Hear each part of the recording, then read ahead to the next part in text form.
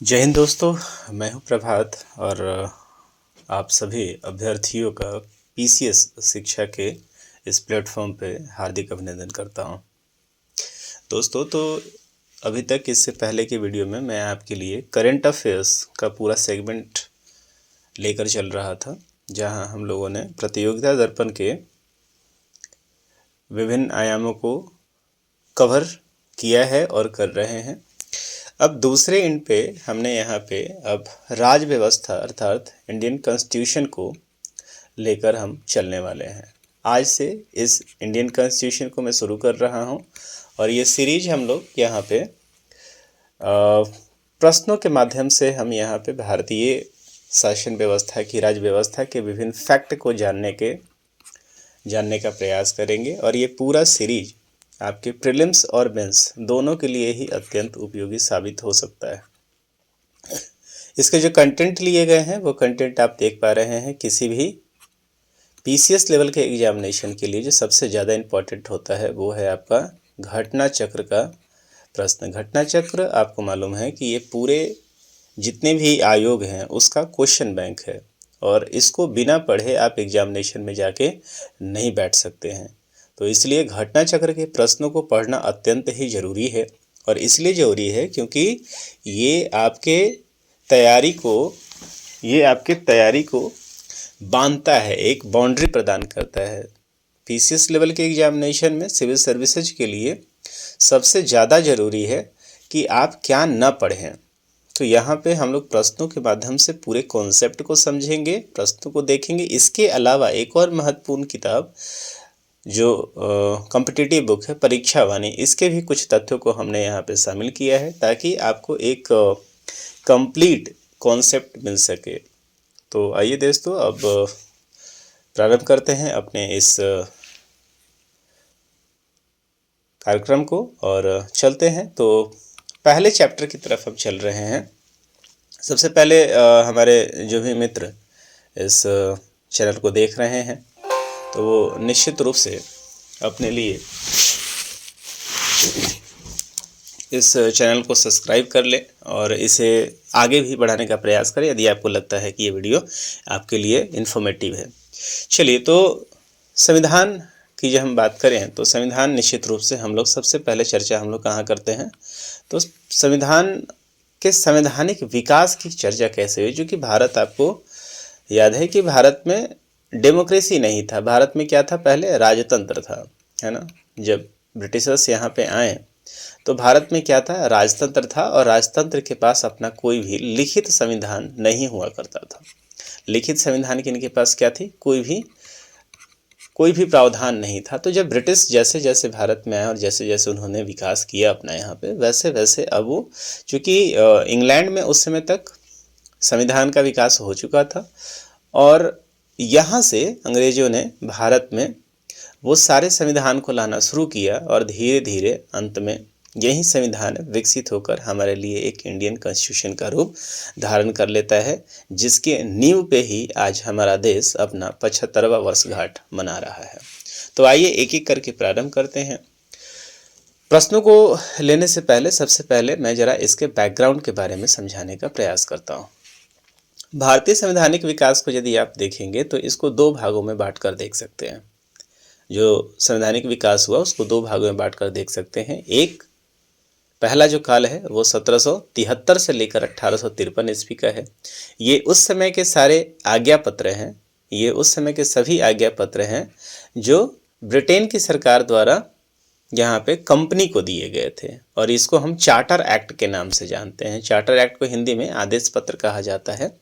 और दूसरा, आपको पता है कि इसके बीच में 1857 की क्रांति हुई थी और 1857 की क्रांति के कारण अंग्रेजों को अब विवश होना पड़ा कि कंपनी के जो शोषणपूर्ण, कंपनी ने माना, सरकार ने माना कि जो कंपनी का यहाँ शासन है बहुत ही शोषणपूर्ण है और यहाँ से कंपनी के शासन को हटाकर सीधा ही ताज ने अर्थात ब्रिटेन की संसद ने अब सीधा ही इसको चलाने का फैसला किया।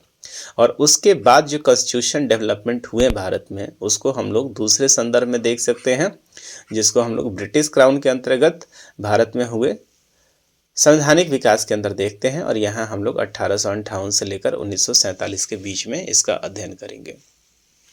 तत्काल हम लोग इस संवैधानिक विकास के प्रथम पार्ट पे अध्ययन कर रहे हैं और यहाँ पे हम लोग चर्चा करने जा रहे हैं ब्रिटिश ईस्ट इंडिया कंपनी के अंतर्गत जो भी डेवलपमेंट हुए हैं। तो इस डेवलपमेंट की शुरुआत जो होती है वो होती है रेगुलेटिंग एक्ट 1773 से।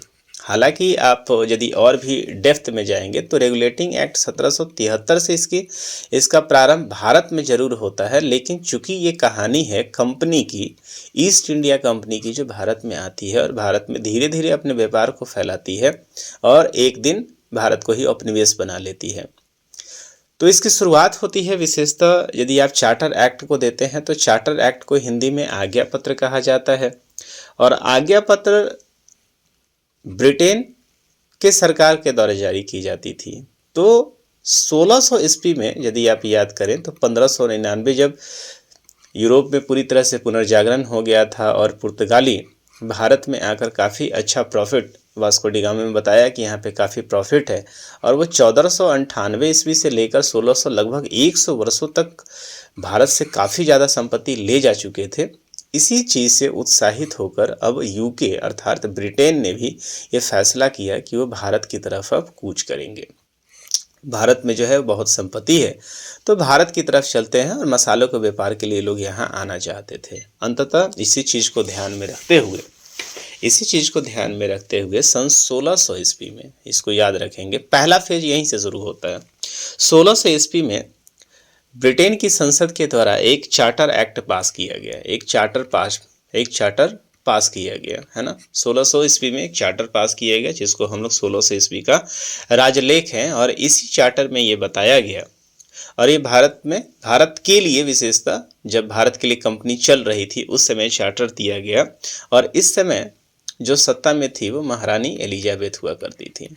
तो महारानी एलिजाबेथ प्रथम थी यहाँ पे। एलिजाबेथ प्रथम ने 31 दिसंबर 1600 ईस्वी को 31 दिसंबर 1600 ईस्वी को उन्होंने एक चार्टर एक्ट यहाँ पे पास किया और एक कंपनी बनाई जिस कंपनी का नाम रखा गया ईस्ट इंडिया कंपनी।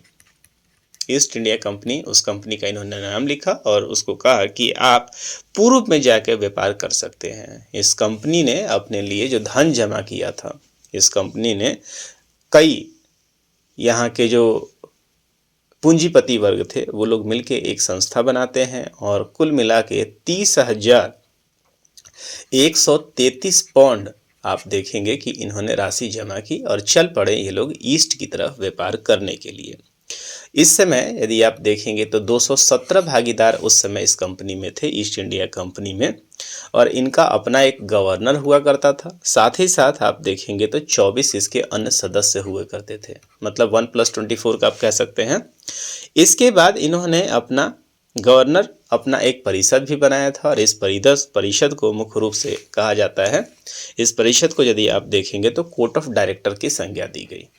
ठीक है, कोर्ट ऑफ डायरेक्टर के रूप में यहाँ पे आते हैं और भारत में क्या करते हैं, व्यापार करना ये प्रारंभ कर देते हैं।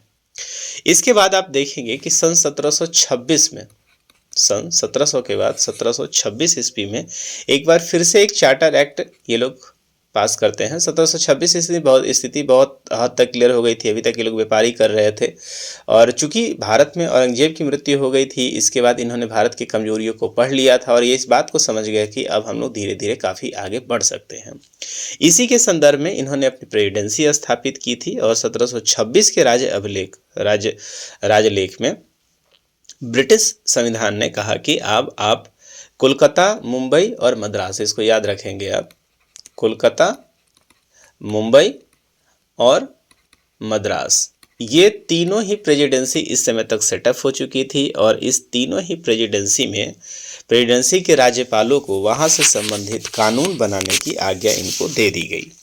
ठीक है, तो 1726 आते आते ये सारी चीज़ें, घटनाएं घट चुकी थी। ब्रिटिश अपना एक कंप्लीट रूप से आप सेटअप बना चुके थे और ये आगे बढ़ रहे थे। इस कहानी में सबसे बड़ा मोड़ तब आता है जब होता है 1700, जब मुगल शासकों के बीच में आपस में आपसी आप देखेंगे कलह शुरू हो जाता है। उनके जो पूर्ववर्ती शासक अयोग्य साबित होते हैं और इसमें सबसे इम्पोर्टेंट तब आता है जब बंगाल के लिए 1764 ईस्वी में बक्सर का युद्ध होता है और इस युद्ध में आप देखेंगे कि अंग्रेज छल कपट से अंततः विजय हो जाते हैं और लॉर्ड क्लाइव का मेहनत यहाँ पे काम आता है। सिराजुद्दौला की यहाँ पे हार हो जाती है और इस तरीके से इन्होंने बंगाल पे अपना कब्जा जमा लिया। हालांकि लॉर्ड क्लाइव को यदि आप देखेंगे तो लॉर्ड क्लाइव जो बंगाल का प्रथम गवर्नर बनता है वो कहता है कि अभी मैं यहाँ पे लेने की स्थिति में नहीं हूँ, पूरा सत्ता लेने की स्थिति में नहीं हूँ। 1757 माफ़ कीजिएगा 64 में तो आपका 1757 में सबसे पहले आप देखेंगे पलासी होता है, पलासी से इनका कार्यक्रम शुरू हो जाता है और फिर 1764 में आप देखेंगे बक्सर हो जाता है। तो 1757 में तो इन्होंने प्रारंभ किया था, बंगाल से ले लिया था इन्होंने, लॉर्ड क्लाइव ने सत्ता ले लिया था और इसके बाद आप देखेंगे कि यहाँ पे द्वैत शासन भी लगा दिया गया था, डायरकी लगा दिया गया था और फिर 1764 सबसे इम्पोर्टेंट रहता है। 64 में जब ये लोग संयुक्त सेना को हरा देते हैं, जहाँ पे शाह आलम द्वितीय भी रहते हैं, इलाहाबाद प्रेसिडेंसी भी रहती है और ख़ुद दिल्ली के सल्तनत के रहते हैं, सुल्तान रहते हैं, उनको जब ये लोग हरा देते हैं तो उसके बाद यहाँ पे वास्तविक रूप से सत्ता हासिल करने देते हैं। और आप देखेंगे बंगाल, बिहार और उड़ीसा की दीवानी जो है इनको स्पष्ट रूप से मिल जाती है। इसके बाद यहाँ से लोग शासन शुरू करते हैं और 1765 से लेकर 1772 का जो ये शासन होता है ये बहुत ही लूट का समय होता है। भारत में जो भी ब्रिटिश यहाँ पे अधिकारी हुआ करते थे बहुत ज़बरदस्त तरीके से भारत में लूट मचा रहे थे। लूट मचाने के बावजूद जब इन्होंने ब्रिटेन के संसद को कहा कि मेरे पास सत्ता चलाने के लिए अब पैसा नहीं है, तो ब्रिटेन संसद की कान खड़ी हो गई और उन्होंने कहा कि यहाँ पे निश्चित रूप से कंपनी कुछ न कुछ खराब कर रही है। इसी चीज़ को करने के लिए ब्रिटिश संसद के द्वारा 1700 ईस्वी में यदि आप देखेंगे, ब्रिटिश संसद के द्वारा सन 1772 ईस्वी के बाद आप देखेंगे कि एक कमेटी सेटअप की जाती है, जिस कमेटी को हम लोग गुप्त समिति के नाम से जानते हैं। ठीक है, गुप्त समिति के नाम से जानते हैं। सीक्रेट कमेटी बनाई जाती है, किसके आधार पर? तो ब्रिटिश प्रधानमंत्री उस समय होते हैं लॉर्ड नॉर्थ, उस समय ब्रिटिश के प्रधानमंत्री होते हैं। ठीक है, इनके आधार पे गुप्त समिति बनाई जाती है और गुप्त समिति के रिपोर्ट के आधार पे एक चार्टर एक्ट तैयार किया जाता है, जिसका मुख्य उद्देश्य होता है भारत तथा ब्रिटेन दोनों स्थानों पर कंपनी को नियंत्रित करना, चूँकि कंपनी बहुत ही ज़्यादा आगे बढ़ चुकी थी उस समय तक। तो इन्होंने वही रेगुलेटिंग एक्ट लाया और इसी रेगुलेटिंग एक्ट को हम लोग क्या कहते हैं? 1773 का रेगुलेटिंग एक्ट कहते हैं। और यहीं से आप देखेंगे कि सत्ता का प्रारंभ होता है। और इस 1773 के रेगुलेटिंग एक्ट में कई ऐसे प्रावधान थे जिस प्रावधान के बारे में आप देखेंगे कि तो कई सारे इम्पोर्टेंट प्रावधान आप देखेंगे। इसके प्रावधानों से संबंधित अब आपको यहाँ से क्वेश्चन मिलेगा। तो अभी तक आयोग ने जितने बार भी प्रश्न पूछा है, जितने बार भी आप देखेंगे, चाहे भारत के किसी भी आयोग ने प्रश्न पूछा है, तो 1773 के आयोग से प्रश्न निश्चित रूप से आपको देखने को मिलता है और ज़्यादातर प्रश्न आपको देखने को मिलता है। तो आइए इसके बारे में हम लोग समझते हैं और क्वेश्चन क्या पूछा गया है इसके बारे में हम लोग सबसे पहले देखते हैं कि यहाँ पे क्या क्वेश्चन पूछा गया है। तो आप देखिए कि क्वेश्चन पूछा जा रहा है कि निम्नलिखित में से किस अधिनियम में कलकत्ता में सर्वोच्च न्यायालय की स्थापना का प्रावधान किया गया था। तो मैंने जैसा कि आपको बताया कि सन 1773 ईस्वी में जो रेगुलेटिंग एक्ट पास किया गया था, जो एक्ट आई उसी को रेगुलेटिंग एक्ट का नाम दिया गया था और इस रेगुलेटिंग एक्ट में कई सारे प्रावधान किए गए थे। इसी रेगुलेटिंग एक्ट में एक न्यायपालिका प्रावधान किया जा रहा था, क्योंकि कंपनी जो है डायरेक्ट अपने बातों में मनमानी करने पे तुला हुआ था। तो यहाँ पे सबसे पहले आप देखेंगे कि बंगाल में फोर्ट विलियम जो जगह है, बंगाल में फोर्ट, कलकत्ता में जो फोर्ट विलियम था, इसी फोर्ट विलियम में क्या किया जाता है, एक प्रेसिडेंसी में जो एक्ट के माध्यम से आप देखेंगे कि यहाँ पे सबसे पहले तो दो प्रमुख यहाँ पे चेंजेज होते हैं। पहला कि जो बंगाल का गवर्नर पहले हुआ करता था, उस बंगाल के गवर्नर को गवर्नर जनरल बना दिया गया। ठीक है, गवर्नर जनरल यदि बना दिया गया, इसका मतलब क्या होता है कि दो और जो प्रेसिडेंसियाँ थीं ब्रिटिशर्स की, जो यहाँ पे मुंबई की प्रेसिडेंसी और मद्रास प्रेसिडेंसी, इसके ये गवर्नर जनरल बन जाते हैं। तो बंगाल का जो भी गवर्नर था वो क्या हो जाता, आपको गवर्नर जनरल होगा। और ऐसे में आपको याद आ रहा होगा कि वॉरेन हेस्टिंग्स जो है आके पहले भारत के गवर्नर जनरल आके बन जाते हैं, है ना। तो इन्होंने यहाँ पे एक न्यायपालिका की स्थापना होती है और इस न्यायपालिका की स्थापना कहाँ पे होती है, तो इसको याद रखेंगे, ये कलकत्ता में होता है।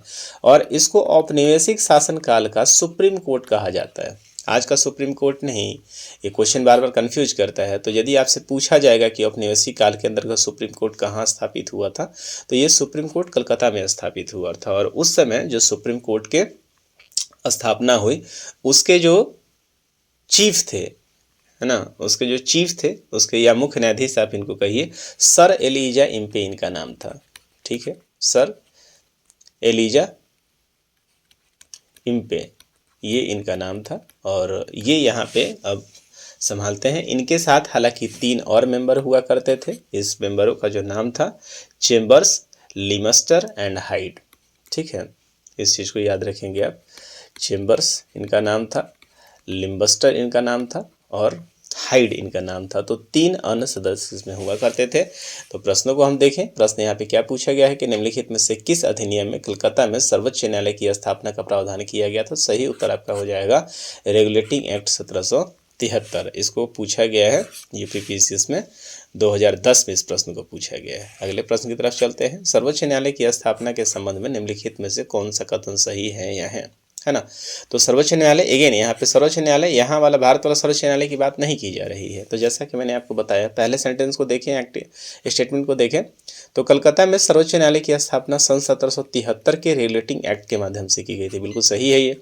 लेमेस्टर इस न्यायालय के प्रथम मुख्य न्यायाधीश थे। तो मैंने अभी बताया कि लेमेस्टर इसके नहीं थे, लेमेस्टर इसके अन्य न्यायाधीशों में थे। अन्य न्यायाधीश 3 थे यहाँ पे, जिसको मैंने बताया, लेमेस्टर थे, हाइड थे, चिम्बर्स थे। इसमें जो मुख्य न्यायाधीश थे वो सर एलिजा इम्पे थे। तो यहाँ पे आपका निश्चित रूप से पहला कथन सही हो जाएगा, दूसरा गलत होगा। तो यहाँ पे देखिए सही कोड का प्रयोग करना है, तो केवल आपका फर्स्ट आंसर हो जाएगा। तो आई होप कि आप समझ पाए होंगे। तो पहला जो 1773 को हमने यहाँ पे समझा। आगे कौन कौन सा है तो जरा देखिए यहाँ पे। तो रेगुलेटिंग एक्ट में जो लगातार परिवर्तन हुए, जो चेंजेज हुए 1773 के बाद पिट्स इंडिया एक्ट आता है 1784 में, जो इनकी कमी को पूरा करता है। फिर 1793 जब यहाँ पे आपको याद रहा परमानेंट सेटलमेंट आता है। फिर 1813, 1833 और 1853। इसमें ध्यान दीजिएगा, 1813 और 1853 बहुत बहुत ज़्यादा इंपॉर्टेंट है। इसको हम आगे के प्रश्नों में डील करेंगे। चलिए आगे बढ़ते हैं। अगले प्रश्न को देखें। यहाँ पे बात हो रही है कि निम्नलिखित सुमेलित करना है। यहाँ पे नियंत्रण परिषद की स्थापना, सर्वोच्च न्यायालय की स्थापना, इंग्लिश मिशनरियों को भारत में आने की अनुमति और गवर्नर जनरल की परिषद में कानूनी सदस्य की नियुक्ति। अभी तक जो मैंने आपको बताया 1773 के बारे में हम लोग डील कर चुके हैं। अब यहाँ पे 1784, 1813 और 1833 के बारे में जब तक आपको नहीं मालूम है, इस प्रश्न का उत्तर आप नहीं लगा पाएंगे। तो इसीलिए सबसे पहले आइए प्रारंभ करते हैं। 1784 को जानते हैं हम लोग। 1784 का जो ये चार्टर एक्ट था, इसको हम लोग पिट्स इंडिया एक्ट के नाम से जानते हैं। इसको पिट्स इंडिया भी कहा जाता है। जो 1784 है, इसको क्या कहा जाता है, पिट्स इंडिया एक्ट के नाम से आता है। पिट्स इंडिया एक्ट ऑफ 1784 कहा जाता है। और इसी को एक्ट ऑफ सेटलमेंट भी कहा जाता है। कई बार क्वेश्चन पूछा जा चुका है कि इसी चीज़ को क्या कहते हैं, एक्ट ऑफ सेटलमेंट भी कहते हैं। हुआ क्या था यहाँ पे, तो 1781 ईस्वी तक जो भी असफलताएं मिली थी, बहुत सारे ऐसे चीज़ से पॉइंट है जहाँ पे विफल हो रहा था। तो ऐसे अधिनियम में कंपनी द्वारा जो अभिगृत भारतीय राज्य था, इस क्षेत्रों पर ब्रिटिश ताज के स्वामित्व के दावों का ये पहला वैधानिक दस्तावेज था। ये पहली बार भारत में इन्होंने जहाँ जहाँ अपना सत्ता स्थापित किया था, उनको ये कहते हैं कि ये अब क्या है, ये हमारा क्षेत्र है। तो इस चीज़ को सबसे पहला क्वेश्चन तो यहाँ से यही रेज होता है कि सबसे पहले इन्होंने दावा किसके माध्यम से किया, तो चार्टर एक्ट 1784 ये लेकर आए थे, जिसको पिट्स इंडिया एक्ट कहते हैं। इसी माध्यम से इन्होंने कहा था कि भारत के अंदर जितना भी स्थान है वो सारे के सारे जगह अब हमारे अधीन है। ठीक है। दूसरा चीज़ यह है कि इसी एक्ट के माध्यम से आप देखेंगे कि कंपनी को व्यापारिक और राजनीतिक, जो भी यहाँ पे 2 तरह का काम होता था, तो व्यापारिक और राजनीतिक जो कार्यक्रम यहाँ पे था, तो अब भारत में ये लोग हस्तक्षेप भी करने लगे थे। तो यहाँ पे जो भी ये व्यापारी करते थे, व्यापारी काम करते थे और राजनीतिक काम किया करते थे, उसको अलग कर दिया गया। बहुत बहुत इंपॉर्टेंट है। तो जो व्यापारिक काम था और राजनीतिक काम था, पॉलिटिक्स अलग देखा जाता था और व्यापार के लिए अब अलग देखा जाता था। इनको अलग कर दिया जाता था और इनको निदेशकों को दिया गया अलग अलग काम करने के लिए। ठीक है। यहाँ से एक और चीज़ है कि बोर्ड ऑफ कंट्रोल की स्थापना होती है। मतलब कंपनी पे नियंत्रण करने के लिए एक 6 सदस्य वाली नियंत्रक मंडल, जिसको हम बोर्ड ऑफ कंट्रोल कहते हैं, वो इसकी स्थापना होती है। और यहाँ पे ये कहा जाता है कि बोर्ड ऑफ कंट्रोल की अनुमति के बिना गवर्नर जनरल भी किसी भी देशी नरेश के साथ संघर्ष आरंभ करने तथा सहायता का आश्वासन देने का अधिकार नहीं था। कारण है कि इसके कारण आप देखिए 1784 हो गया था, तो कोई भी यहाँ पे ये कहा गया कि आप किसी के साथ अपने से संधि नहीं कर सकते हैं, है ना, किसी तरीके का युद्ध भी आप नहीं कर सकते हैं, इसके लिए आपको बोर्ड ऑफ कंट्रोल की अनुमति लेनी होगी। ठीक है, तो यहाँ पे और गवर्नर जनरल परिषद में जो है 4 से 3 की संख्या कर दी गई थी। तो यहाँ पे जरा प्रश्न में देखते हैं 1700 नियंत्रण परिषद, ये जो आप ऑप्शन देख रहे हैं नियंत्रण परिषद, जिसको हम लोग क्या कहते हैं, बोर्ड ऑफ कंट्रोल कहते हैं। तो मैंने अभी चर्चा किया कि बोर्ड ऑफ कंट्रोल का कहाँ से होता है, तो ये 1784 के पिट्स इंडिया एक्ट से इसकी स्थापना होती है। तो पहला का जो है यहाँ पे 2 हो जाएगा। ठीक है, उसका सर्वोच्च न्यायालय की स्थापना हमने पहले ही देख लिया है कि दूसरा का यहाँ पे क्या हो जाएगा, सन 1773 हो जाएगा, रेगुलेटिंग एक्ट हो जाएगा।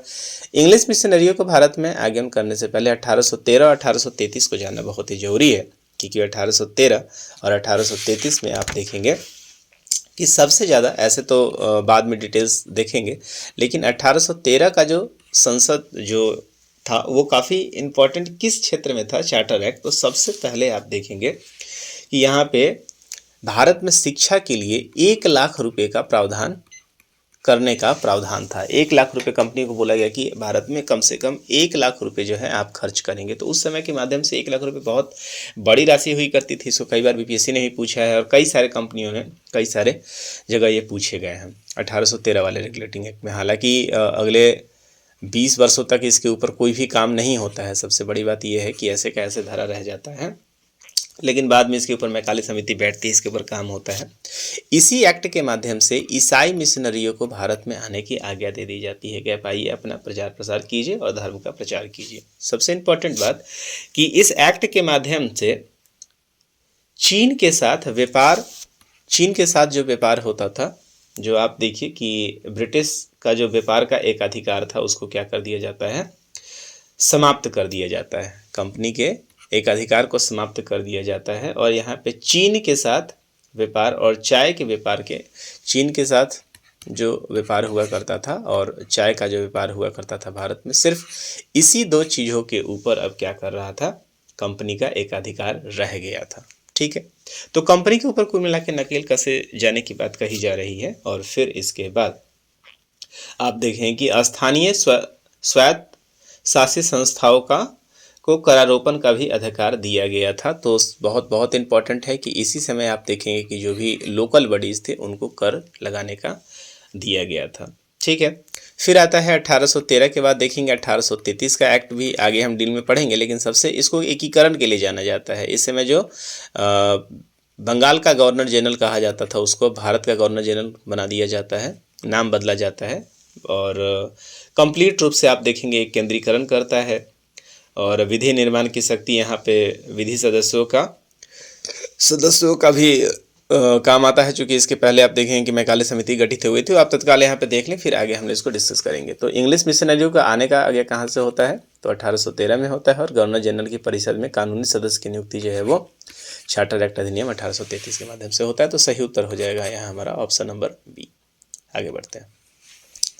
निम्नलिखित में से किसने या किनसे भारत में अंग्रेजी शिक्षा की नींव पड़ी, तो किस पे पड़ी, तो मैंने बोला था कि चार्टर एक्ट जो है वो लाया गया था, 1 लाख रुपए का प्रावधान किया गया था। General committee of public instruction 1823 स्थापित की गई थी यहाँ पे, ताकि यहाँ पे क्या हो कि इन पैसों का सही रूप से यूटिलाइजेशन हो सके शिक्षा के क्षेत्र में। और इसी चीज़ को अंग्रेजी को लाने के लिए कि हमारी जो माध्यम यहाँ पे क्या होगा, चूँकि अंग्रेज जब यहाँ पे आ गए तो उन्हें अपने लिए क्लर्क चाहिए था। क्लर्क कहने का मतलब कि अब उन्होंने आदमी चाहिए काम करने के लिए। सत्ता तो इन्होंने फैला लिया, लेकिन आदमी कहाँ से लाए, ब्रिटेन से इतना लाएंगे तो काफ़ी ज़्यादा खर्च हो जाएगा। तो यहाँ पे लाया गया कि ऐसा करते हैं कि भारतीयों को ही क्या करते हैं, ट्रेंड करते हैं। अब जब भारतीयों को ट्रेंड करने की बात आई तो यहाँ पे हुआ कि क्या भारतीयों को उनके अपने लैंग्वेज में शिक्षा दिया जाए या अंग्रेजी शिक्षा दिया जाए। इसी को लेकर यहाँ पे एक विवाद होता है, लॉर्ड मैकाले समिति में होते हैं। और यहाँ पे कुछ लोग ये कहते हैं कि अच्छा ठीक है, भारतीयों को अपने मूल भाषा में दिया जाए। कारण इसका ये है क्योंकि मूल भाषा में यदि ये दिया जाएगा तो एक तो जल्दी सीख लेंगे, दूसरा चीज़ ये होगा कि अंग्रेजी जो है ये नहीं सीख पाएंगे। इनका मुख्य उद्देश्य ये था कि अंग्रेजी सीख जाएंगे तो हम पे भारी पड़ जाएंगे। दूसरा कहते थे कि नहीं, इसको अंग्रेजी जब तक हम नहीं सिखाएंगे तो हमारा काम कैसे होगा। तो दूसरा जो है वो अंग्रेजी के पक्ष में था, जो मैकाले समिति था। अंत देखेंगे भारत में जो है वो अंग्रेजी जो है वो मातृभाषा के रूप में चुन लिया जाता है, जिसके कारण आप देखेंगे कि ब्रिटिश का यहाँ से, चूँकि विद्या किसी जब ज्ञान होता है तो वह न्याय को बड़ी अच्छी तरह से पहचानता है और फिर उसके एगेंस्ट सत्य ही है और वो ज्ञान ही है जो आपको शक्ति देती है अन्याय के खिलाफ लड़ने के लिए। और यही हुआ और अंग्रेजों को बहुत जल्दी यहाँ से जाना पड़ा। तो यहाँ पे तीनों ही ऑप्शन जो है वो सही है, इसको याद रखेंगे, ये तीनों ही ऑप्शन यहाँ पे सही है। आगे देखिए, किस अधिनियम के द्वारा ब्रिटिश संसद ने चाय और चीनी के साथ व्यापार को छोड़कर ईस्ट इंडिया कंपनी में भारत के साथ व्यापारिक एकाधिकार को समाप्त कर दिया गया? तो अभी मैंने चर्चा किया कि 1833 ईस्वी में जो है वो चाय और चीनी को छोड़कर बाकी सब समाप्त कर दिए गए थे। 1833 में वो भी समाप्त कर दिया गया था। ठीक, आगे देखते हैं, ब्रिटिश संसद के किस अधिनियम में भारत में व्यापार पर ईस्ट इंडिया कंपनी के एकाधिकार को समाप्त कर दिया? तो ईस्ट इंडिया मैंने अभी चर्चा किया था, तो 1813 है जहाँ पे ईस्ट इंडिया कंपनी के एकाधिकार को समाप्त कर दिया गया था। अगले पे चलते हैं, चार्टर एक्ट 1813 के संबंध में निम्नलिखित कथनों पर विचार कीजिए। तो देखिए आप यहाँ पे इस चीज़ को देखें, किस एक्ट से ज़्यादा प्रश्न उठाया गया है अभी तक। एक तो 1773, दूसरा है 1813, 1833। ये चीज़ निश्चित रूप से आप लोग को याद होना चाहिए। तो इसमें भारत में ईस्ट इंडिया कंपनी के व्यापार एकाधिपत्य को चाय और व्यापार तथा चीनी के साथ व्यापार को छोड़कर समाप्त कर दिया गया था 1813 में। बिल्कुल सही है, पहला ऑप्शन तो बिल्कुल आप देखेंगे सही है। दूसरा, कंपनी द्वारा एकाधिकार में लिए गए भारतीय राज्य क्षेत्रों पर ब्रिटिश की संप्रभुता को सुदृढ़ कर दिया गया। जी हाँ, कंपनी को यहाँ पे कमजोर किया गया और धीरे धीरे करके ये केंद्रीकरण करना शुरू कर रहे थे। धीरे धीरे 1833 में कंप्लीट हो गया। तो ये जो ऑप्शन है ये भी आपका सही है। और भारत का राजस्व अब ब्रिटिश संसद के नियंत्रण में आ गया था। तो नहीं, यहाँ पे अभी तक ये वाला काम जो है नहीं हुआ था, इसलिए आप देखेंगे कि यहाँ पे केवल 1 और 2 जो है यहाँ पे सही होगा। ठीक है, तो यहाँ हम लोगों ने यहाँ से जितने भी प्रश्न घटना चक्र में दिए हुए थे उसके बारे में हम लोग चर्चा कर रहे हैं। और अगले प्रश्न की तरफ हम लोग चले। तो अगला प्रश्न ये हाल फिलहाल में पूछा गया है और ये यूपीएससी ने पूछा है इस प्रश्न को 2019 में। क्वेश्चन क्या है? तो चार्टर एक्ट 1800, इसकी सिग्निफिकेंट को आप देख सकते हैं कितना इंपॉर्टेंट है ये। तो चार्टर एक्ट 1813 के संबंध में निम्नलिखित कथनों पर विचार कीजिए। इसने भारत में ईस्ट इंडिया कंपनी के व्यापार एकाधिपत्य को चाय और व्यापार ये तो समाप्त कर दिया था। बिल्कुल सही उत्तर है ये। और कंपनी द्वारा अधिकार में लिए गए भारतीय राज्य क्षेत्रों पर ब्रिटिश क्राउन की संप्रभुता को सुदृढ़ कर दिया। सिमिलर क्वेश्चन है ये।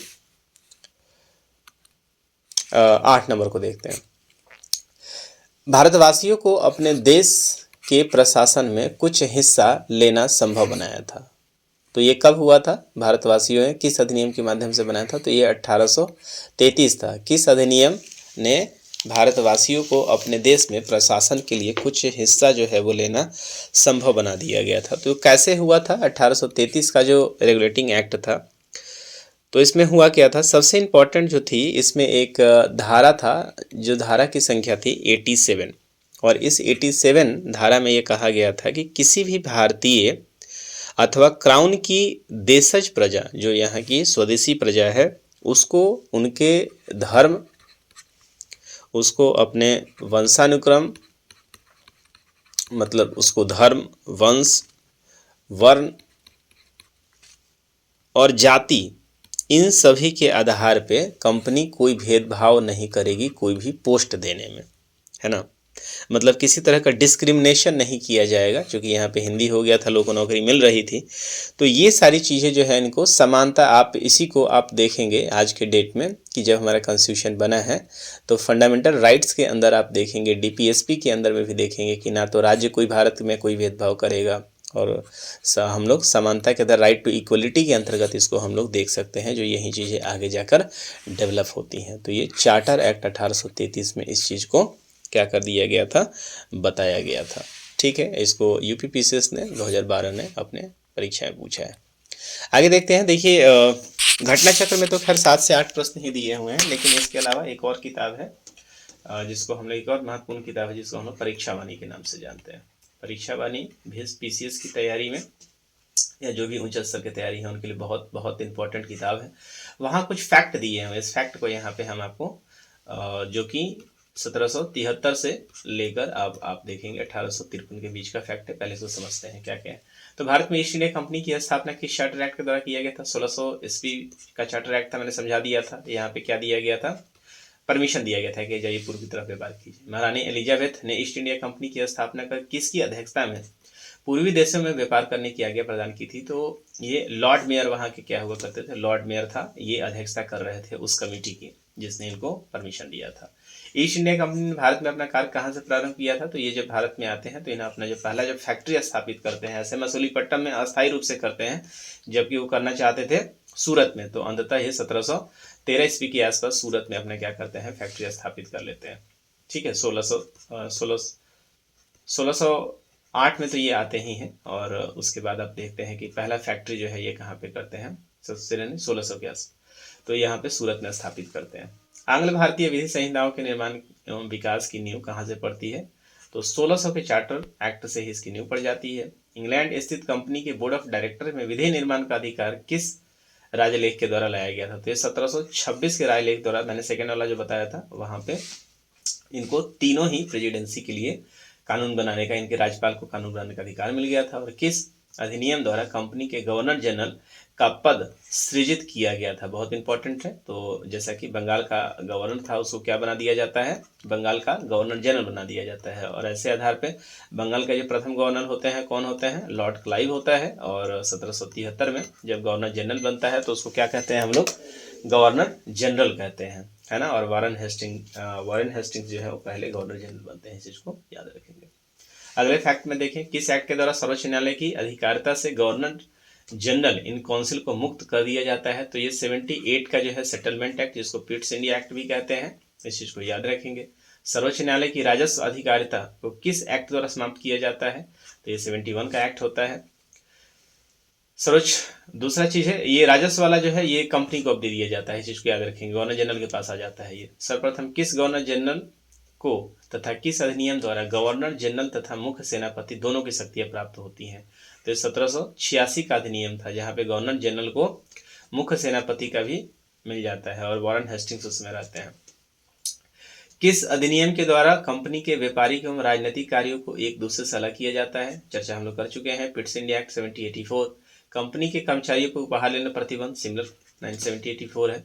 कंपनी के मामले में ब्रिटिश सरकार का पहली बार नियंत्रण कब होता है? तो 1784 से ही इस पर नियंत्रण करना शुरू कर देते हैं ये लोग। पिट्स इंडिया एक्ट के तहत बोर्ड ऑफ कंट्रोल का अध्यक्ष कौन होता है? तो ब्रिटिश मंत्रिमंडल होता है। तो इनको नियंत्रित करने के लिए बोर्ड ऑफ कंट्रोल की स्थापना होती है। 4 लोग यहाँ पे रहते भी हैं और इसका जो मेन रहता है वो कहाँ रहता है? तो ब्रिटेन में रहता है। तो किस एक्ट द्वारा गवर्नर जनरल को अपनी परिषद के निर्णयों को अस्वीकृत करने की शक्ति पुनः प्राप्त हो गई थी? तो ये 1783 का था, 93 का। नियंत्रक मंडल के सदस्यों को भारतीय राजस्व से वेतन देने का प्रावधान कब आता है? 1773 का ये चार्टर एक्ट है। ईसाई मिशनरियों को धर्म प्रचार किया गया, 1813 में आता है। 1 लाख रुपए भारतीयों शिक्षा पर खर्च करने के लिए कब आता है? 1813 के रेगुलेटिंग एक्ट में।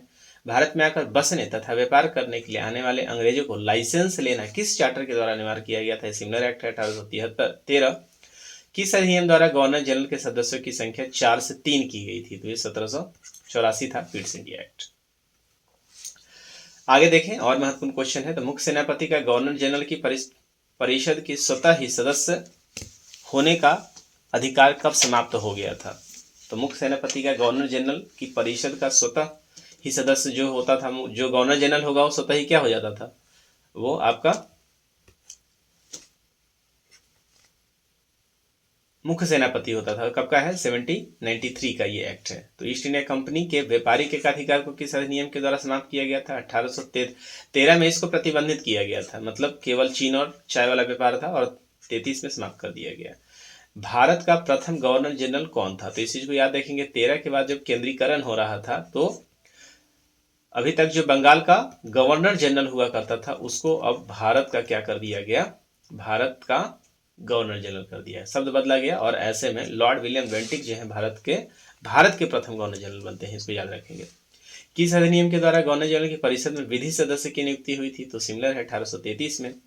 अंग्रेजों को किस अधिनियम के तहत बिना लाइसेंस भारत आने जाने, बसने और व्यापार करने का स्वतंत्रता दिया गया था? बहुत बहुत इंपॉर्टेंट एक्ट है 1833। सर्वप्रथम भारत में शासन के केंद्रीकरण का प्रयास भी 1833 में किया गया। दास प्रथा को गैर कानूनी किस अधिनियम के द्वारा किया गया? इस चीज को याद रखिएगा। तो 1833 के एक्ट लॉर्ड विलियम बेंटिक यहाँ पे हुआ करते थे। 1833 में नियम 5 है, इसको कई बार पूछा गया है, देखिएगा नियम 5, इसके अंतर्गत दास प्रथा को बैन कर दिया गया था। चलिए, तो इस तरीके से हम लोगों ने यहाँ पे कुल मिला के इसका प्रथम फेज जो है देखा है। एक और प्रश्न है यहाँ पे, एक और देख लेते हैं। लॉर्ड मैकाले का देखते हैं। प्रथम विधि आयोग 1833 में आया था। सती प्रथा को नियम 5 आप देखेंगे, दास प्रथा को 5 के द्वारा, और सती प्रथा की बात हो रही है तो 17वें नियम 17 के अनुसार जो है वो इसको समाप्त किया गया था। विलियम बेंटिक ही थे उस समय। 1829 का यह समय हुआ करता था। किस अधिनियम द्वारा भारत के लिए 12 सदस्यीय विधान परिषद की स्थापना की गई थी? तो ये 1853 का चार्टर एक्ट है। भारतीय विधान परिषद क्षेत्रीय प्रतिनिधित्व का सिद्धांत किस राज्यलेख के द्वारा किया गया था? तो 1853 का है ये। और विधि सदस्य को कब गवर्नर जनरल की कार्यकारिणी पूर्ण का सदस्य बना दिया जाता है? विधि सदस्य जो हुआ करते थे उसको 1853 में सदस्य बनाया जाता है।